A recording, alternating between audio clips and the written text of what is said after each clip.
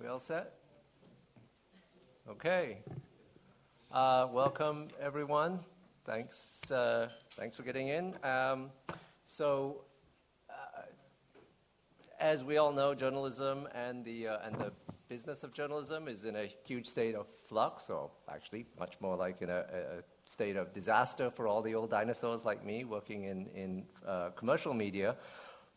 But there's obviously a great opportunity for new ways of doing things, new startups, new ways of trying to pay the bills and keep the lights on. We have a panel today nicely devoted to looking at this with three people who are both doing things differently or studying how things are done differently. So we hope to get a really nice, robust discussion going on. We've got Yong Jin from the Korea Center for Investigative Journalism, Christan Humborg from Corrective, which just started up in Germany, and Teun Gautier, who's done a big study on all of this. I'm your moderator, Reg Chua, and I should just sort of say that I've got a leg in all bits of this thing. I work for Thomson Reuters, which is commercial media. I, unfortunately, for my sins, now sit on the board of the Institute of Nonprofit News, so I'm stuck trying to figure out some of the other things. And then I also have an involvement with OSI, so I also see the proposals from the other side of it. So I understand how complicated all of this is. So what we're going to do is we're going to run through three presentations from Yong Jin, Christian, and Teun, and then we'll have a discussion, and then we'll open it up to the floor. So without further ado, Yong Jin, you have the floor. Okay. Hello, colleagues.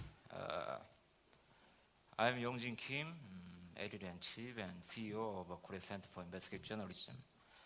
In fact, at the last GIJC conference held in Brazil, Rio, 2 years ago, we made a presentation about our reporting on South Korea's notorious spy agency, NIS, and its illegal intervention in the presidential election by manipulating online public opinion. That was the year when our center was established. 2 years passed, and we are still learning well and getting more stronger. I'm honored to have another opportunity to introduce my center here in Lillehammer. Today, I'd like to share how our center was founded and how we were able to have tens of thousands of donation members, and how we maintain relations with our donors. Let me start my slides.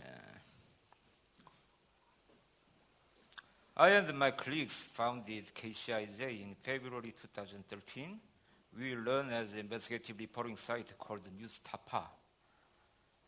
GIJC is the first and the only media organization specializing in investigative reporting in Korea. We are also a non-profit, non-partisan, and independent journalism institute.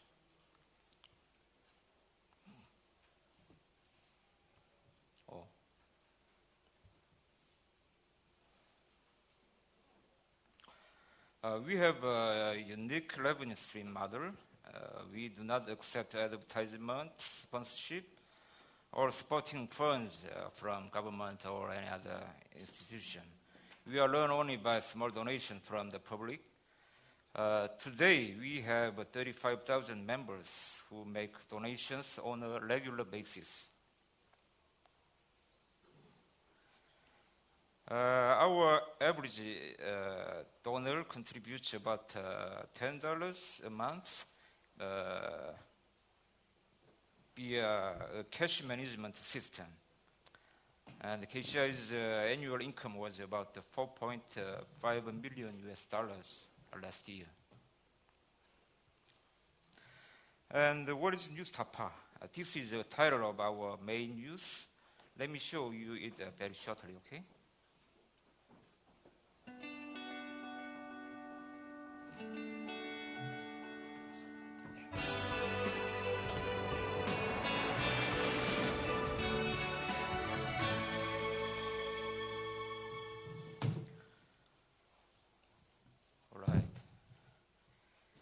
Newstapa is the brand name of our center's main news show, and it's also the name of our news website.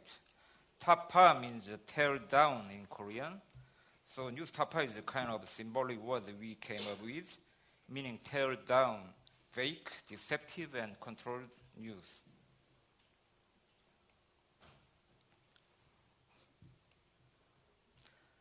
Newstapa currently broadcasts a 30-minute news show on every Thursday on the website. We upload it on YouTube, podcast too. And we also broadcast our program on a public access cable channel, RTV, for the senior audience who is not familiar with internet circumstance.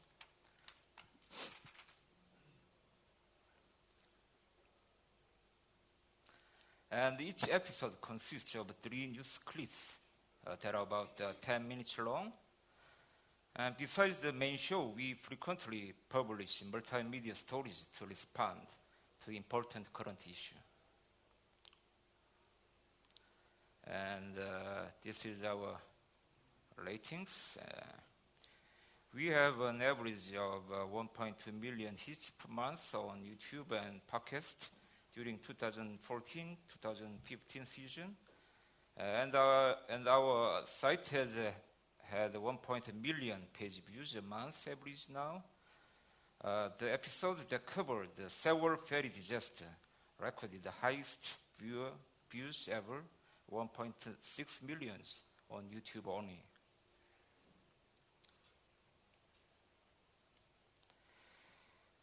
We were brand new and nobody's ever heard of Newstapa or GIJC when we started. So we took advantage of social network service like Facebook and Twitter. These are numbers of our subscribers or followers and fans on social media. Now let me explain the ways to access to our content. Facebook is the most popular way to get to our website, 31%. And next, the direct access to our website, and through a portal, Neighbor, and the Kakao Story, Google Search, Twitter, so on.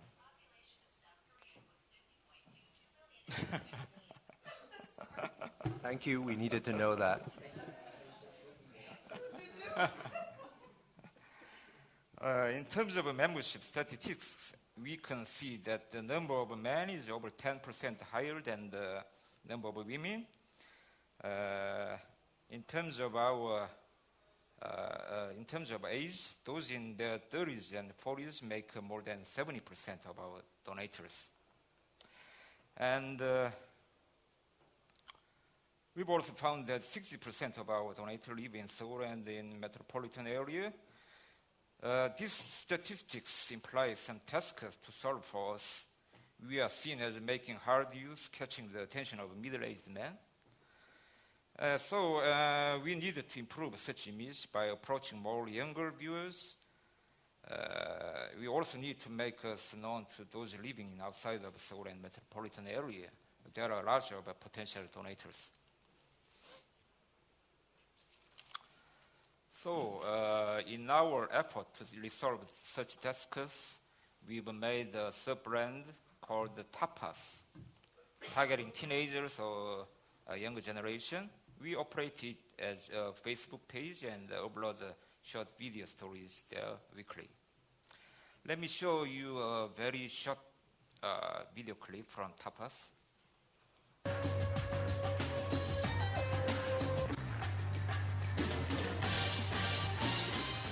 국정원이 이탈리아 해킹팀으로부터 해킹 프로그램을 구입했다고 하죠.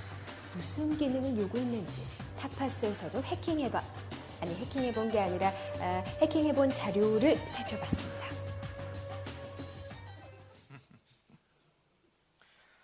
Okay, we also made a weekly documentary named Witnesses earlier this year. It's mainly about on-site investigation and covers various topics, such as human rights issues.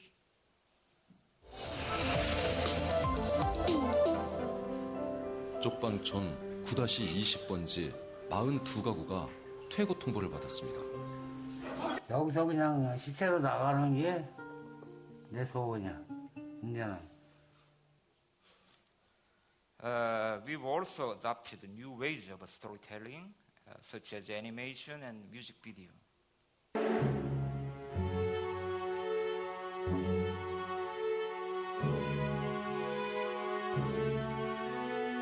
머릿속에 하나 주먹으로 무리 때리고 기싸 나가놓고 주먹 쳤거든요. 앞으로 이렇게 막 쳤거든요. 이렇게. 그래서 봐주십시오 하면 내가 막 울었습니다. Okay. We've had three critical points in terms of membership trends. If you see this graph, you will notice that nearly 20,000 new members joined as donators right after the last presidential election in 2012. And we started reporting on the offshore leaks project in collaboration with the ICIJ in May 2013, and almost 5,000 new members joined during this period. And a year after, we reported on the several ferry disasters, you remember? In April last year, and we saw a similar increase in the number of members.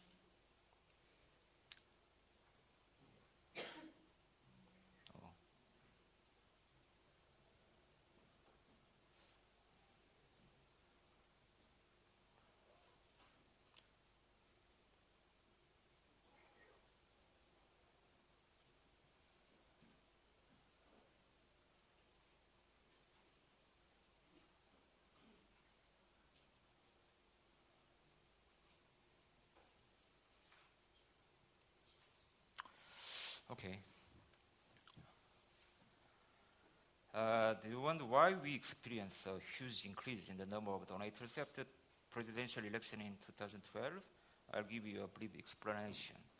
We published our very first story in January 2012, and it was before our center was officially launched. When the story was first aired in 2012, there were only 8 journalists on our team. Half of them were laid off journalists from mainstream media. At that time, it was not an official organization, but led a project team of laid off journalists plus investigative reporters. We barely made enough to pay ourselves. All we had was 2 small video cameras and a computer for editing video. We did not even have an office studio, so we had to work in a conference room at the National Union Media Workers.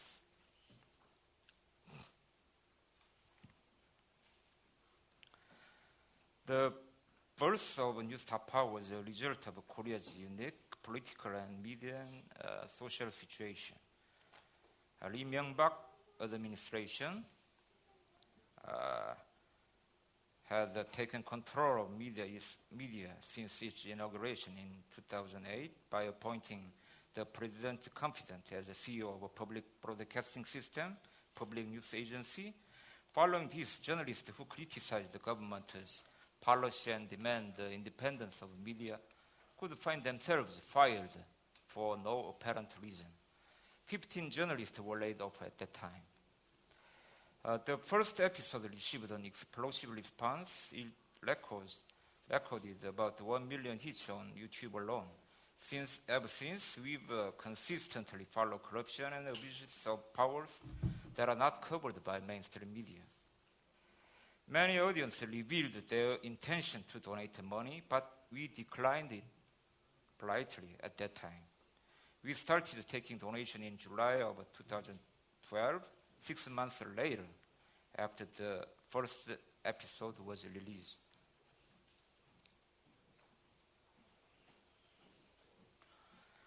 Okay.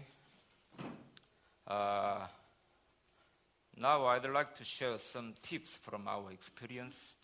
We did not accept donation for a while, even though many people wanted to make a donation to Newstapa from the start.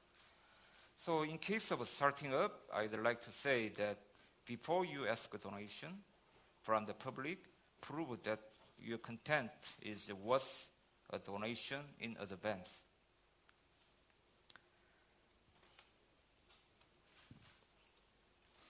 And the people respond to exclusive, original, powerful information. Also make sure to reveal your presence as an independent investigative newsroom when important issues like big disaster or big scandal are occurring. And note and use the power of video. The vivid description of a video is the most powerful form to show what's happening now. Okay, lastly, it's very important to maintain good relations with the donors. We send a text message alert service for the new content, and I regularly write a newsletter to the members as editor-in-chief. We distribute a self-made calendar and a bumper sticker like that to donate at the end of every year. And we are inviting members, donation members, to offline meeting, event, and talk show. It's very good skinship with your donate members. I like a farewell event for donation members at the end of every year, and operating field trip program for high school and college students. And we defined our donation members as defender of the truth. They like it very much. That's all I prepared. Thank you for listening and watching. Thank you so much. Thanks. Christan?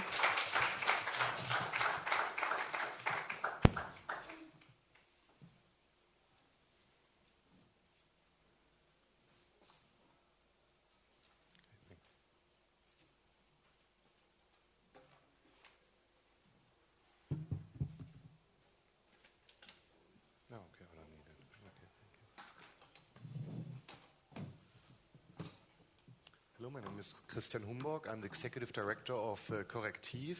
Correctiv was founded last year. It's an investigative newsroom. It's a non-profit newsroom in Germany. We do investigations. We do the long ones. We do the hard ones. We want to be the best in the German-speaking countries in investigating stories and telling stories. We don't want to be the best one in selling stories. We follow ProPublica's model of Steal Our Story principle. And we have a focus on the German-speaking countries, but also with a European or international focus if there are links to the German-speaking countries. We are data-driven. We have several developers. You see, for example, here a story we had on the correlation of multi-resistant bacteria in hospitals and industrial farming. And for people who know Germany very well, they would know, which is not apparent from this map, that the areas which are rather red are the ones where you have a lot of industrial farming in Germany. We are experimental. We did a graphic novel on the uncovering of a right-wing terror cell in Dortmund in the Ruhr area.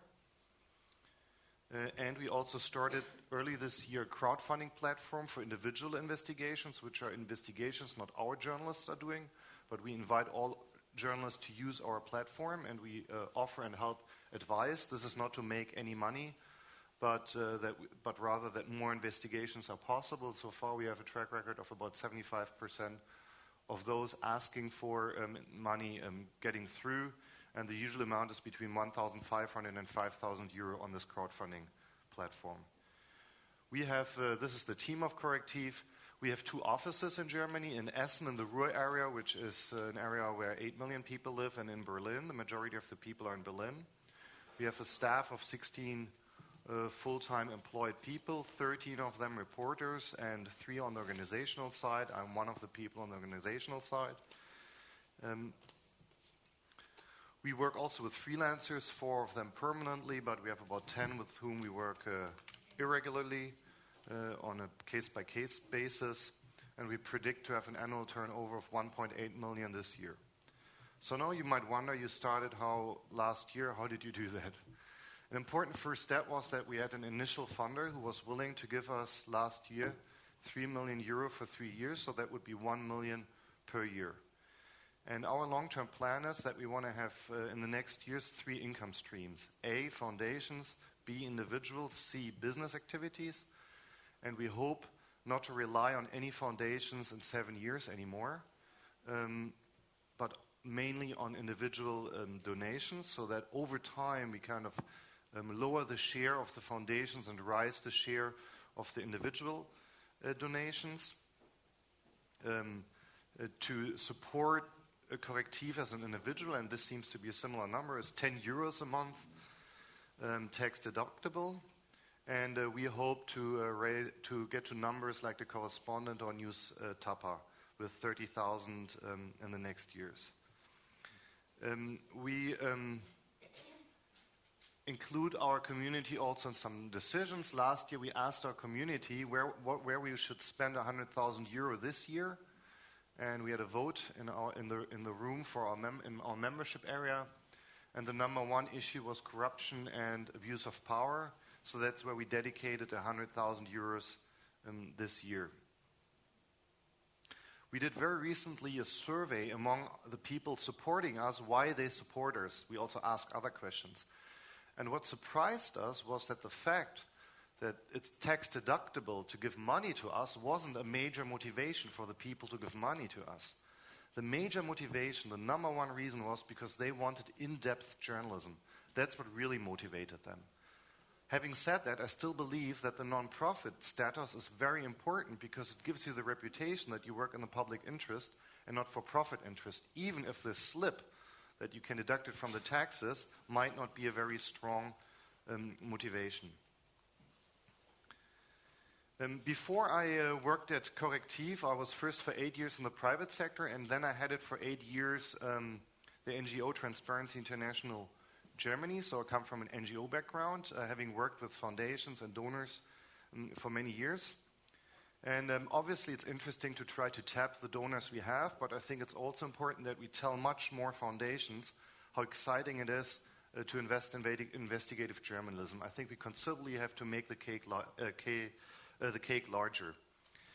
To do so, I think we have to think, what is the core competence? And I think that might be true for most investigative newsrooms. It's the investigation. I think the core product is the investigation. Everything around is built around the investigation. As a newsroom, the main costs are HR, human resources. More than 80% are human resources. I think in most newsrooms, if you are TV, maybe you have more also on the technical side, but even then you would still have a very high percentage of HR. That, for example, means that you don't have to look for capital. I see some newsrooms that want to do capital, but I'm like, what do you want to do with the capital? Do you want to buy a printing machine? I mean, you burn money. When you have HR costs, you burn the money every year you have it. When we approach foundations who do not invest in investigative journalism, have, on an institutional level, we speak to them on issue areas. We don't allow foundations to tell us what investigations they want to have us to look at.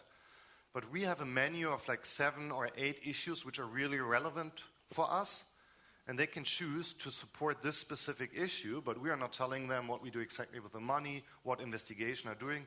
Just to give you some examples, one of our issues is TTIP, the Transatlantic Partnership. One issue is health. One issue is mafia and organized crime. One issue is right-wing terror. One issue is global warming. And then we can approach foundations who work in these specific fields if they are willing to give us money. To do so, I think it's important that we learn to put a price tag on an investigation. How expensive is actually an organization? When I worked in the private sector, I worked for international law firm Frischfields Bruckhaus Deringer. It's one of the largest law firms in the world. And the people there, the lawyers, they have to log every 10 minutes on which client they're billing. And they have seminars for the lawyers how they log.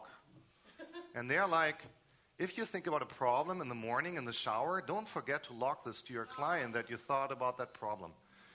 So my first thought when I came to Correctiv is like, okay, let's have a log-on system, and all the journalists have to log every 10 minutes which investigation they're working on. But then I realized that that's maybe a bit too tacky, and so we didn't do that. Maybe we have to do it at some point. But so we're still working with a rough guess, because if you have 2 reporters working on 3 months on one investigations, it's very, very clearly how you can calculate how much that investigation is. But I think we need to know these numbers because these are the numbers in the end that really determine our business model. Other than the investigations and the non-profit side I described, we also think how we can have some business activities. We founded a business daughter, which we own by 100%, and every money that daughter is making has to go into the mother company, and the mother company has to spend it on non-profit issues. So it's not that there's a way that some people are making money. Not at all. It has rather tax reasons that it makes a little bit of sense to separate the non-profit business from the profit business. What we started this year was a publishing house, and we published several books. Two of them are, for example, here. I can quickly show you. This was a book we did on our investigation flight MH17. This is the graphic novel that was actually a really bestseller. We are now in the 3rd edition.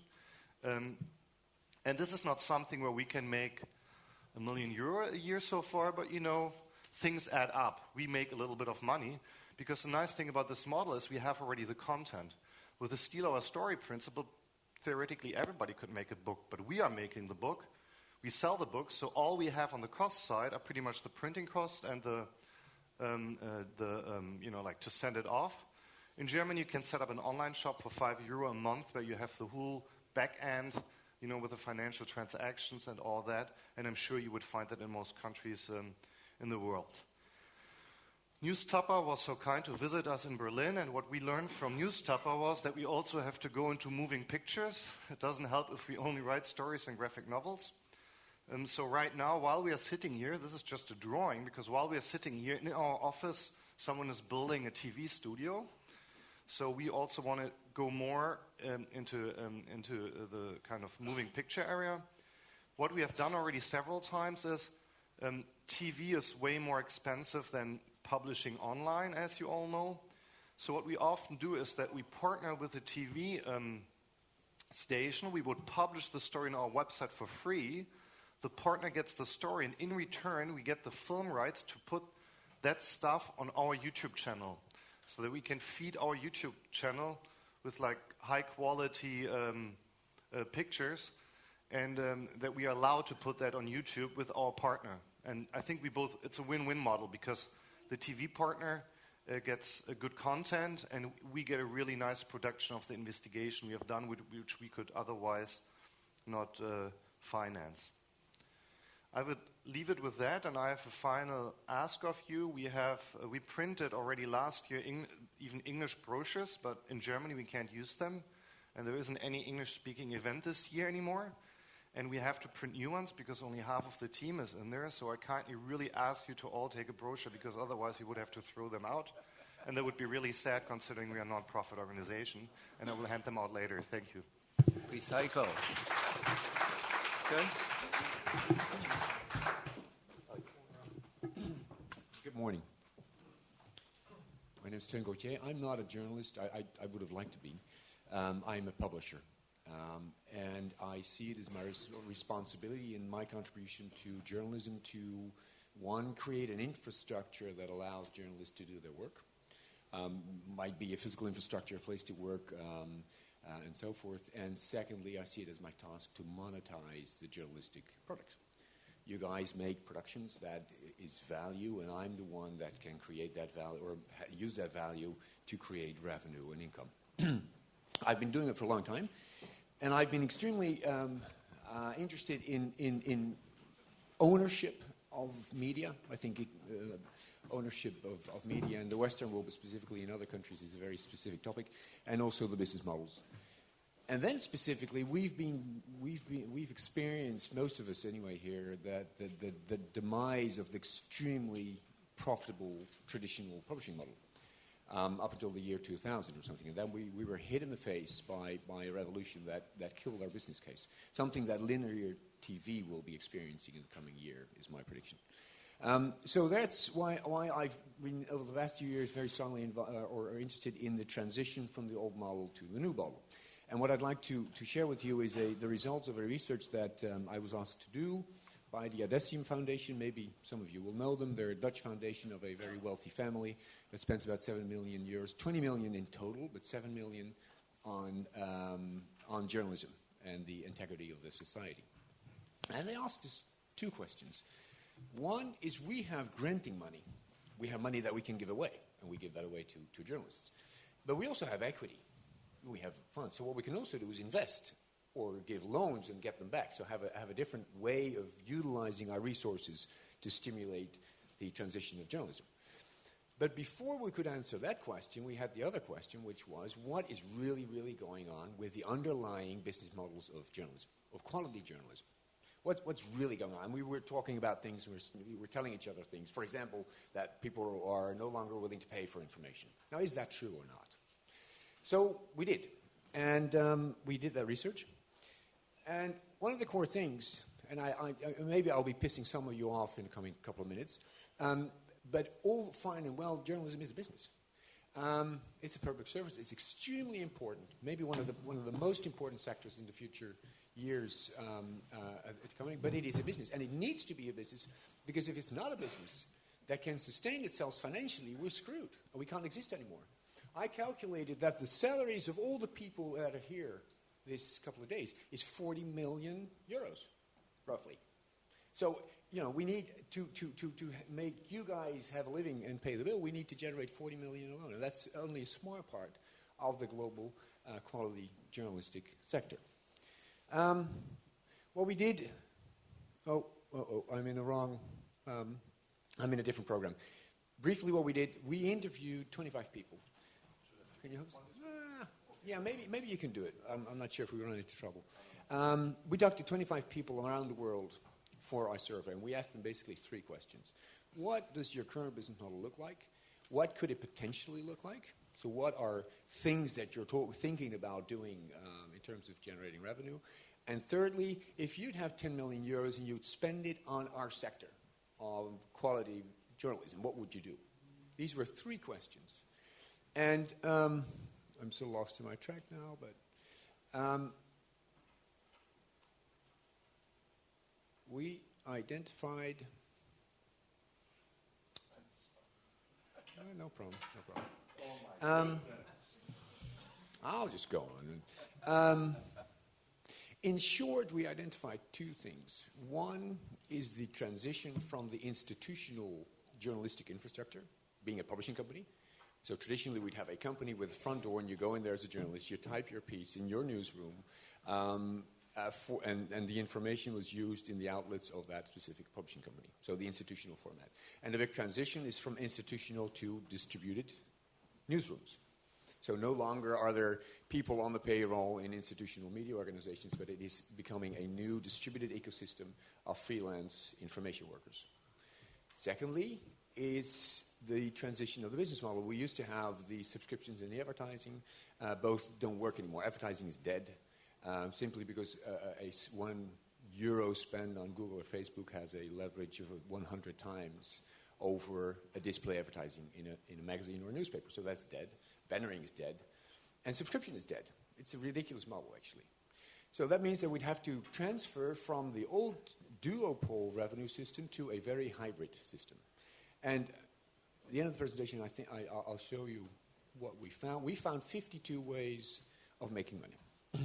And they're all valid. And I'm sure there's some things in there that you say, oh, I can't do that. I can't do native content generation or something. That's fine. But the key of our thing is, again, transition from institutional to distributed, transition from a duopole revenue system to a very hybrid system. And then we run into a big problem, because the capacity to make money, so monetizing capacity, in the freelance ecosystem is not there. Normally, traditionally, we had a publisher that made your money. You were in a newsroom, you typed your piece, and there was a publisher making your money. We don't have that anymore in the distributed system. And secondly, we don't have an infrastructure. A freelance journalist or a small organization, a small collective, does not have the infrastructure to produce and to monetize. So let me see if I can find my path back. Basically, it is about creating value and content-wise and creating value by delivering. And I would like to talk about capturing the value that you've created. I'm going to run through. Here's the picture of what we found. On the left, you see the institutional structure. There's a publishing, generating, doing the facilities and so forth. We have production and distribution, and that has now become distributed and not collectivized anymore. So this is what I just said. I hope you'll bear with me. So here, again, I referred to it briefly, are the gaps that we found. One, we see that the skill, mentality, and infrastructure to monetize the journalistic product is not there. The quality of journalism is not good enough in many cases. And I can explain that. For one, journalism is about adding value through information. Traditionally, the journalist knew something that the reader didn't know. My grandfather 100 years ago learned that the First World War had broken out 3 days after it had broken out. So the information that he received from that journalist was just tremendously valuable for him. Now the reader's here. The reader's much more well-informed, has much greater access to information. So that means that the relative added value of the traditional journalistic product is not good enough anymore. So what we have to do is raise the value that we add in our product. And I think these days are committed to that here. And also, and I've been talking to a lot of people these days, collective infrastructure. I talked to small, Tanya's there at the VVOE, you're a small operation, and it's extremely important to dedicate part of your time on creating a business thing. And I see that all these small collectives do not have the individual capacity to generate revenue, so we're thinking about collectivizing that. Okay. Here are 52 ideas. And we've been talking 2 days ago in a session, and I said, if any one of you has an organization, then you'll have an Excel sheet somewhere with your cost structure and your revenue structure. And your revenue structure will have about 2 or 3 items, granting money, donations, and that's it. Your revenue model should have at least 10 line items. Because the whole core of the idea of what we found is that it's no longer about 1 or 2 big sources of revenue. It's about a very hybrid and large and therefore more complicated set of revenues to explore. Let me just go through a couple of them. And again, I'm not saying that all of those will be applicable to every. Are you laughing? No. Okay. There is the advertising. I was involved. I co-launched the Correspondent in the Netherlands, and actually, it's interesting that the Correspondent is one organization we found that has 5 sources of revenue.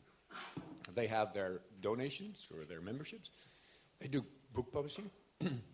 They have a speakers academy. So if you run a conference and you want someone chairing the day or an expert, they sell their journalist to do that for a lot of money, 2,000 euros a day. They run that operation. They resell their technology. They've developed technology and resell that to other publishers. So that's a great leverage on your thing. And there's one more that I can't think of now. Anyway, if I go through here, you see the traditional advertising and book publishing. Now, the whole concept of creating one, selling 28 times is extremely valuable. You said that your model of book publishing is great because your content is there. All you need to do is reproduce it. Let me go through. Now, branded content. If you are, I've been talking to the guys of Bellingcat, and these guys are, well, that's the wrong example. Branded content, native advertising is a very important market. And I think many of you should consider to dedicate part of your business on creating branded content. Because there is value, and there's money, and you can use that to support your nonprofit enterprise. Classifieds, consultative journalism. I don't know if you know the concept.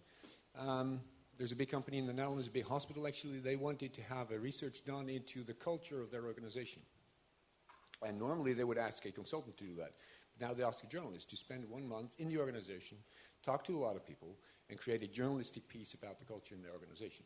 And I think she billed about 10,000 euros for the short period of time. So, consultative journalism, I think, is a very valid concept. Data, how fabricates, donations, corporate, public. Let me see if there's anything specific that I would, maybe there's some questions about it.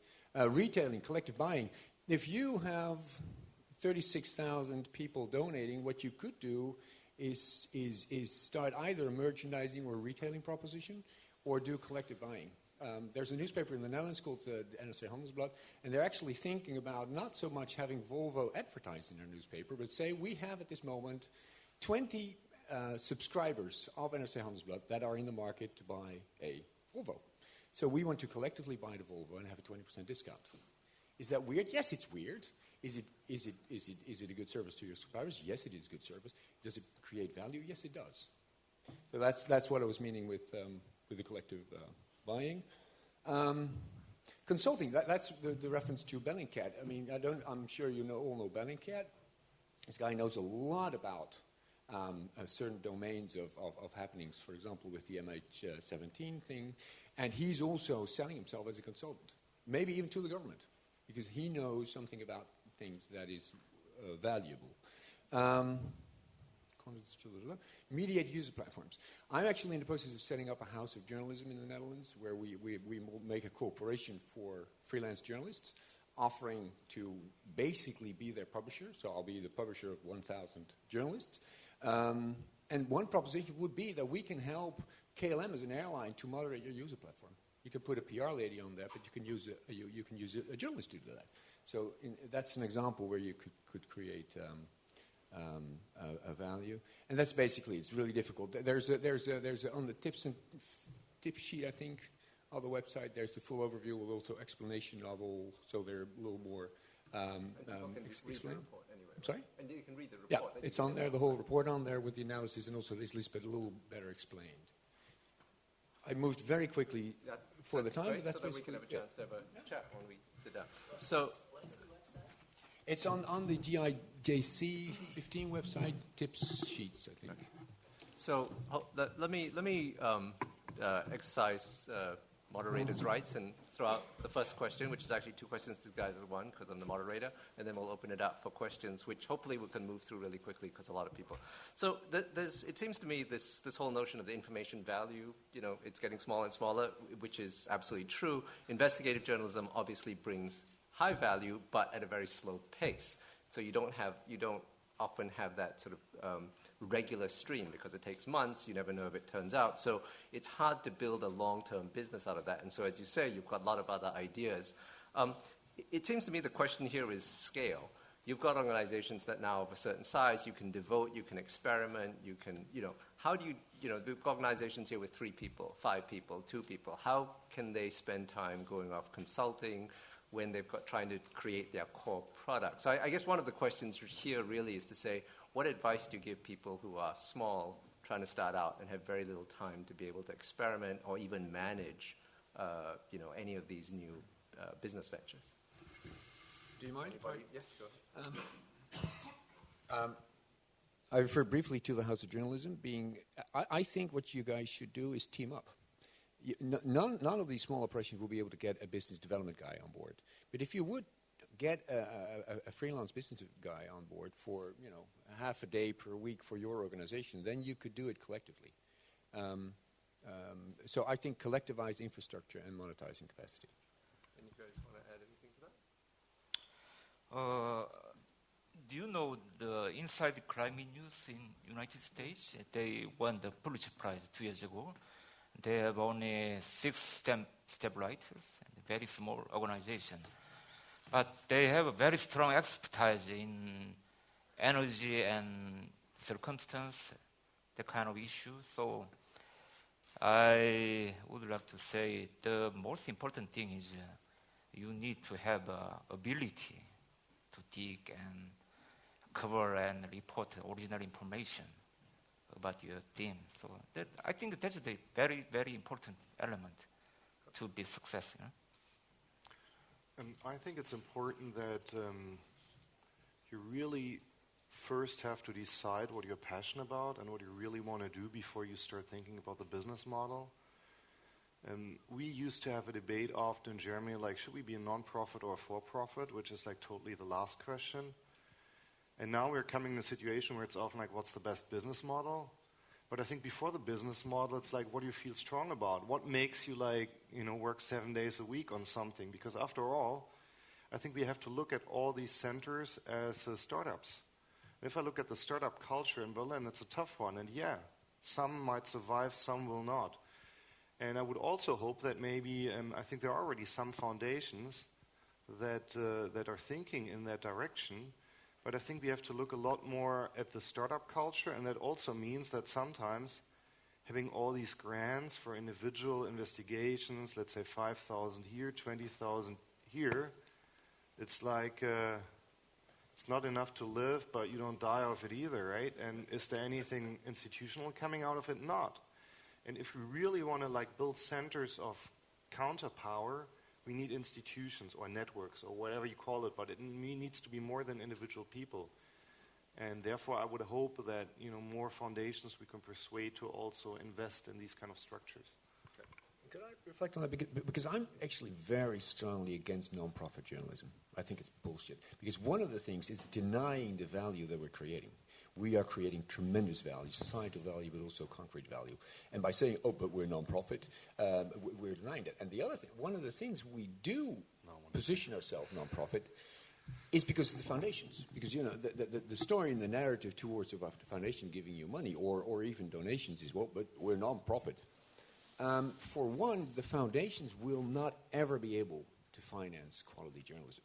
The market for quality journalism in Europe is 3 to 4 billion euros. The foundation collectively, spend 50 million maybe? So we're not going to make a living from the foundations.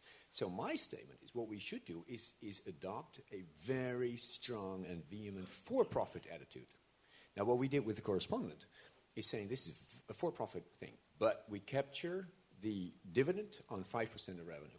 So we're not going to maximize, profit. That's not the issue, but we need profit to make this operation work. So I'm not that far off, but we'll have the fist fight afterwards. Okay. No, we'll have the fist fight afterwards. It's just outside. Everybody takes up shot.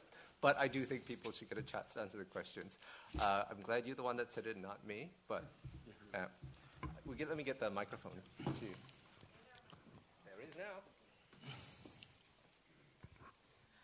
Gosh, I have so many questions for Newstapa. And I just want to get a sense from you about this 35,000 subscribers. Mm-hmm. What are they subscribing to per week? Is it one show per week? Or is it several videos that you're uploading per week? And how do you keep them engaged? 35,000 people. How do you feed that beast? Are all these 3 stories that you have in each show definitely investigative journalism, or are there other genres of stories that you're putting out within that half-an-hour show? Mm-hmm. Actually, 35,000, there is no 35,000 subscribers. We have 35,000 donation members, and we have much more subscribers. Yeah. And we focused on investigative journalism. We don't do any other things. We only focus on investigative journalism and to cover the abuses of power and the wrongdoing like that. Yeah. But is it 3 investigative stories within that half-an-hour show? Yes. Okay. Yeah, we 3 news clips in one episode. And is it just 3 that you put out per week, or is it? Yeah, per week. Yeah,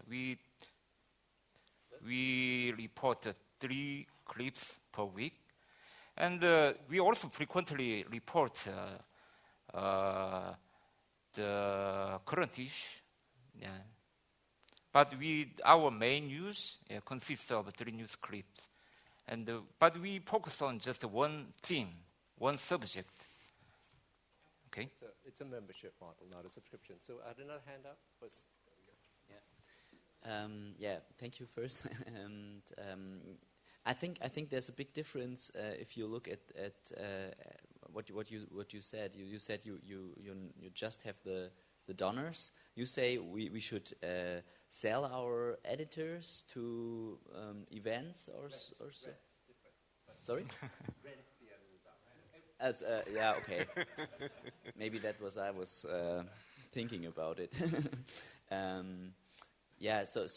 Because I think that's it depends very much on how your organization works. If you look at, I think it would be very dangerous if for example you would rent your editors to, I don't know, a big company, it can. They want your reputation. Of course, they give you a lot of money for that. But you can destroy your reputation exactly with this. I think we have to be very careful with things like native advertising. I think it's very exactly the examples you mentioned. I think they're very problematic, especially for non-profit newsrooms. I just want to see if there are a lot of other questions out before we get into our big fight over here. So, I enjoyed the discussion about for-profit and non-profit. I personally think that it has to be for-profit. The main reason being that if your community doesn't really appreciate or support investigative journalism or independent journalism, it won't survive anyway, And the other reason for me is that the foundation ecosystem that you guys are, it's not big in where I'm from. I live in and work in Bermuda, so it's a different problem. The scale is small, and these countries don't want to support. There are no big institutions or foundations that will give me money in that part of the world. But do you think it will survive? How long is this foundation ecosystem for investigative journalism going to last? It's not going to last forever, is it? So let me just set the terms of the debate, which we'll have. Which is, I don't think it's a question of for-profit or non-profit. It's really a question of where are your revenue streams and what are acceptable revenue streams. I don't think everybody has to agree on what's an acceptable revenue stream, but clearly we're not all surviving purely on foundation money, and possibly not even on member money, although I have to say this is a great example of surviving on member money. And everything else is, I think, open to discussion. Your actual tax structure really has nothing to do with how you take money. For a nonprofit, ultimately, it's just where the surplus, nonprofits have surpluses too, at least you hope they have surpluses, it's just where that surplus goes. So I know you wanted to have a comment. So. How long with the money with the foundation? Oh, actually, you've got a mic. Yeah. So you know. Okay, first I want to make the lamest comment I could make. I thought this is the non-profit track. No. Okay. No, this is the intentional non-profit track, as opposed to the companies that I work for, which are non-profit by accident. No, but that was not serious. No, what really kind of drove me from the NGO world into the media world is that I saw that we have many NGOs in many countries, but they often can't do their job for social change anymore because media are breaking down. So I felt that it's incredibly important that around the world we have investigative journalists. That's what I still very strongly believe, and I don't really care if it's profit or non-profit. And if I look at successful models, how people are able to raise money for social change, it's these days it's hybrid models, exactly what you said. It's not like the non-profit or profit model. And but I think what we shouldn't forget is, even if we talk about a non-profit model, is it has to make money too. Sometimes it sounds like in a non-profit model, the money is just falling from the sky. You just have two little advantages in the non-profit model, maybe three from a money side. Number one, you might have an initial investment that you have to not pay back. In a normal world, someone gives you money, you have to pay back. Secondly, when that money is paid back, or somehow you can calculate it differently, you have to give up maybe 5 or 7% a year. So it's just nicer that you don't have to give the 5 or 7. It's just a better position in the market. So there are a little bit of advantages, maybe the tax deduction. But after all, if we even look who's investing right now in journalism around the world, I think Vice is an interesting example. Our company decided that they want to invest in journalism. And they did a couple of years ago, and now many people think that Vice started as a news agency or something. If you see that Facebook is hiring reporters, Greenpeace has hired investigative journalists, we see that new actors are somehow investing in journalism because they believe, Vice wouldn't do it if they wouldn't believe that they can make money out of it. I think they are very good in the hybrid model you're describing. And therefore, I think we shouldn't discuss all this like profit or non-profit. We should see ourselves as social entrepreneurs. And then there might be a difference that there are some people who are like, this is a great investment opportunity and I want to make money. And there are some people who are like, I want to create social change. And they may even make a liaison, but I think at the end of the day, there is still a different motivation for people, why they do in their lives what they do. I mean, Vice, we talked about a couple of days ago, is a great example. I mean, Vice is an advertising agency, basically. But yet again, they've hired 17 investigative journalists. I mean, that's one of the biggest hires in the world in the last 5 years. And I love it. And we can be demeaning about Vice being a commercial organization. They are the one that now create investigative capacity, obviously, specifically because they know that will make a difference in their positioning if they create that high value investigative content. There's one other difference, I think, between for-profit and non-profit. Is that because of the desire for impact and social change, often the content from nonprofits is free, as opposed to the content from for-profits. We could easily set up a for-profit and essentially sell a high-priced newsletter. You would never get a foundation to fund that. You wouldn't get your startup money. So there is one difference in that in terms of how you might monetize, but Teun has this fantastic list of other things you can make money from that's not just your content. It's going to be one of those sad moments when I say we're 1 minute left, and we did get warned to finish on time. Is there one question out there that wants to get asked? And if not, you can all huddle with these people and they can have the debate afterwards. All right, well... okay. Maybe I just wanted to ask about the foundation. I forgot to comment on the foundations questions. How long are the foundations around? I mean, I don't like the term disruption because sometimes I think it's just a word that makes everybody excited to do things not with a long-term strategy. But definitely there's a lot changing. So I think foundations will be around in the next 5 years. So I think that's a time horizon in this kind of business, which is long enough that you can look at. And what frustrates me is that I see many foundations in Germany, they're spending 50 to 100,000 euros on like a new university study. And then they do a press conference with their press department, they invite journalists. And when like 2 new newspapers report on it, the foundation people like tap their shoulders and like, yeah, we got our message across. I personally think they would invest their money a lot better in investigative journalism rather than in university studies because the impact would be much higher. So believing that we have to do the for-profit model, I still believe that we could get a lot more from the foundations, and I don't think that that's something wrong to start with. It's not a sustainable model. No. I don't believe that at all. Yeah. But to get the start, to get the institution running, you can't immediately have revenue. Yeah. What we said to Audesium is that if you fund journalistic production, that's a one-off amount, and that so what you need to do is fund the transition and create the infrastructure. Now, I have an example of journalism in the Netherlands, which is very comparable. That's a new startup that creates a crowdfunding capacity. So you as a journalist can say, I want to write this piece about Burma, and then people can give you money. And I told Audesium that's what you need to support, because if you make that capacity grow, so we have then all of a sudden a collective capacity to crowdfund, and each journalist can use the tool, then you create great leverage. So our advice to the foundations was, help build the infrastructure more than create. So as we've run out of time, and I'm really sorry we did not have time to have much more of a discussion, but in the same way we've created the foundation. You know where to find them. You know what they look like. They're all at the bar at some point. Go find them and continue the conversation. So thank you very much for all coming.